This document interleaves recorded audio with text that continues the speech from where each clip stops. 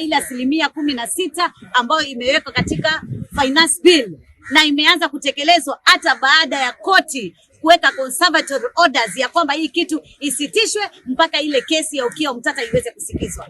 Na ni masikitiko makubwa sana kuona ya kwamba nchi vile inavyoendelea, nchi imetatiza, Wakenya wamefikishwa kwenye ukuta, vyakula vimekuwa ghali kabisa. The fact unaongeza mafuta, umeongeza kila kitu. It is about production, it is about transportation. Kila kitu kimepanda juu. Na sisi tunashangaa kwa nini maandamano watu wanapigwa tear gas. Na kama hii serikali inasema haina pesa, hii pesa ya tear gas mnapata wapi?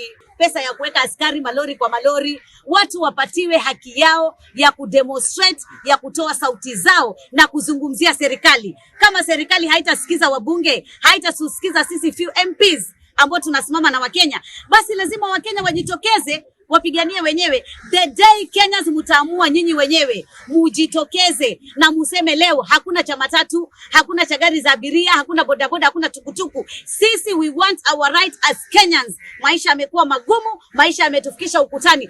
That is the day the president will hear you. Watawasikiza kwa sababu wamejua kama ni bungeni, they'll just use some few coins kupatia wale wajumbe ambao hawana interest za wale waliwachagua waweze kuwanunua. But the day Kenyans tutaamua kwa pamoja na tuseme aluta continua na tuseme mapambano ni sisi wenyewe kama wa Kenya.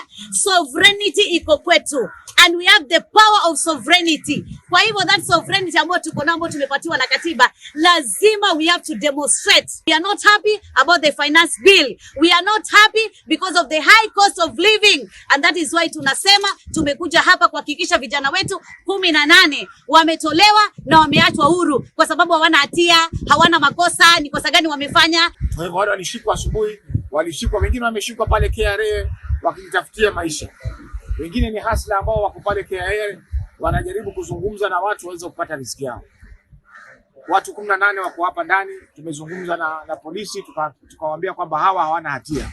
Na ndio wamekubali kuwaachilia, na tutarudi hapa saa 10 kamili kuhakikisha kwamba wameachiliwa. Kama hawataachiliwa tutakaa hapa mpaka ile saa watakaoamua kuwaachilia. Tunawaambia polisi, yale tunayozungumzia yanawaathiri ndugu zao.